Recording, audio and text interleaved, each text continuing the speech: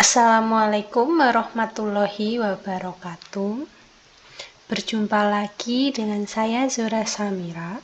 Pada hari ini saya akan menjelaskan dan mempresentasikan mengenai cara menentukan capaian pembelajaran menjadi tujuan pembelajaran matematika pada fase E.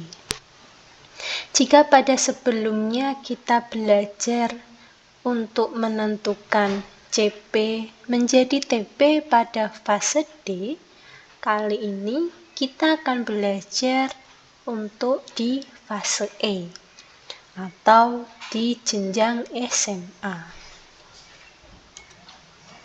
Kali ini saya akan membahas dan mengambil capaian pembelajaran yang berbunyi seperti ini. Di akhir fase E, peserta didik dapat mengeneralisasi sifat-sifat bilangan berpangkat, termasuk bilangan pangkat pecahan. Mereka dapat menerapkan barisan dan deret aritmetika dan geometri, termasuk masalah yang terkait bunga tunggal dan bunga majemuk. Hal yang pertama kita lakukan ketika kita menentukan capaian pembelajaran mana yang kita pilih, kita menentukan terlebih dahulu mengidentifikasi capaian pembelajaran, di mana kita mengidentifikasi kemampuan peserta didik dan ruang lingkupnya terlebih dahulu. Nah, capaian pembelajaran tersebut memiliki 3 atau kita bisa mengubahnya menjadi 3 tujuan pembelajaran. Yang pertama, di sini ada berbunyi, peserta didik dapat mengeneralisasi sifat-sifat bilangan berpangkat, termasuk bilangan pangkat pecahan. Di sini kita menentukan kemampuannya, yaitu adalah mengeneralisasi, dan ruang lingkupnya adalah eksponen dan akar pangkat. Kemudian kalimat yang kedua, peserta didik dapat menerapkan barisan dan deret aritmetika dan geometri. Di sini kemampuan peserta didiknya adalah menerapkan, dan ruang lingkupnya adalah baris dan deret. Dan pada kalimat yang terakhir, peserta didik dapat menyelesaikan masalah yang terkait bunga tunggal dan bunga majemuk, di mana kompetensinya atau kemampuannya adalah menyelesaikan masalah, dan ruang lingkupnya eksponen dan bisa juga baris dan deret. Sebenarnya bunga tunggal dan bunga majemuk ini masih dalam satu kalimat dengan kalimat sebelumnya, tetapi kita bisa memisahkannya juga supaya bisa lebih tercapai untuk capaian pembelajarannya. Dari situ, untuk kalimat capaian pembelajaran pertama, kita dapat membuat menjadi tujuan pembelajarannya seperti ini, sesuai dengan kemampuan dan ruang lingkup belajarnya. Di sini, yang pertama, mengenali bilangan berpangkat dan bilangan berpangkat pecahan.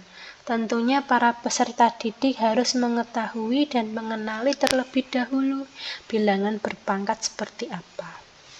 Kedua, mengoperasikan bilangan berpangkat dan bilangan pecahan berpangkat. Peserta didik mulai mengoperasikan bilangan berpangkat dari yang kecil hingga terbesar dan bilangan berpangkat pecahan. Kemudian yang ketiga, memprediksi dari beberapa kali percobaan operasi hitung bilangan berpangkat dan bilangan berpangkat pecahan. Di sini peserta didik mulai mencoba apabila bilangan berpangkat ditambah bilangan berpangkat, dikurangi, dikali, dibagi, dan sebagainya. Kemudian setelah berhasil memprediksi, kemudian peserta didik dapat mengeneralisasi sifat-sifat operasi hitung berpangkat dan bilangan berpangkat pecahan. Untuk kalimat capaian pembelajaran yang kedua, peserta didik dapat menerapkan barisan dan deret aritmetika dan geometri. Yang pertama, peserta didik mampu mengenali pola bilangan pada barisan dan deret aritmetika dan geometri. Peserta didik dapat mengetahui perbedaan antara baris dan deret aritmetika maupun geometri. Yang kedua adalah menerapkan rumus hitung barisan dan deret aritmetika dan geometri.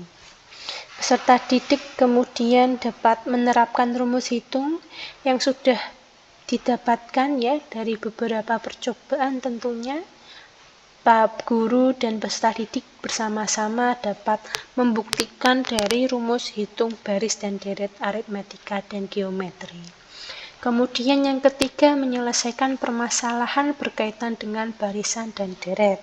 Peserta didik mulai menyelesaikan beberapa permasalahan yang berkaitan barisan dan deret, dan yang keempat atau yang terakhir adalah menganalisis permasalahan perkembangan dari barisan dan deret aritmetika dan geometri, di mana tentunya itu permasalahannya lebih kompleks dan berkembang daripada permasalahan biasanya.